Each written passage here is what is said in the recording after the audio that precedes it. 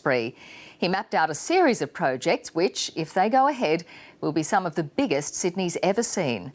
At the top of the list, a second harbour rail crossing, with new stations in the city and a tunnel all the way to Chatswood, completing the missing link to the North West Rail project already underway. State political reporter Bridget Glanville looks at the deal that could define Mike Baird's election campaign. The government's holding out a carrot, and it's a big one. New South Wales, on the back of what we're announcing today, should we seek and secure that mandate in March next year, will never be the same again. The government wants to build a second harbour rail crossing.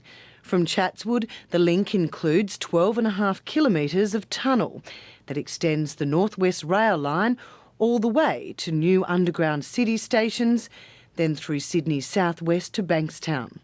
It's the centrepiece of a $20 billion infrastructure deal. But first, it has to sell the poles and wires to get the money. We are making an announcement to seek a mandate to lease 49% of the poles and wires business across this state, to provide $20 billion to invest in much needed infrastructure across New South Wales. The Liberals had to do a deal with the Nationals to get it. It had to keep the rural network Essential Energy out of the mix. This is because people in regional New South Wales are strongly telling us that they don't want to see it included. That's because, an electricity job in a country town is hugely significant. And regional New South Wales will get money too. $6 billion for roads, water infrastructure, hospitals and schools. But it's Sydney getting the bulk of the money. The West Connects Roads project is also getting extended. We are going to attack congestion in the city. All well and good, but the move to privatise the electricity network has cursed previous politicians. The opposition says the government is pork barrelling. In 1999, Kerry Chikarovsky tried to bribe every household in New South Wales with $1,000 in cash if they voted for her and she got to privatise electricity in New South Wales. Bob Carr increased his majority in 1999. The sale of the electricity network won't happen until 2016. A second harbour rail crossing many years away yet. Bridget Glanville, ABC News. Without the money to fund it, plans for a second harbour crossing have been lying in the bottom drawer for years. The power sell-off will breathe new life into the project, but the government still has to convince the public it'll all be worth it. Nick Dole reports.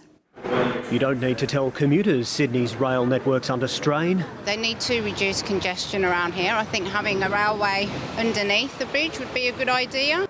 The government says the plan will reduce congestion across the network. There'll be 60% more trains, moving 100,000 extra people every peak hour. Twin tunnels stretching over 12 kilometres will service 5 new rapid transit stations for single-decker trains at Central, Pitt Street, Martin Place, Victoria Cross at North Sydney and St Leonard's Crow's Nest. There'll also be a western extension converting the existing line to rapid transit.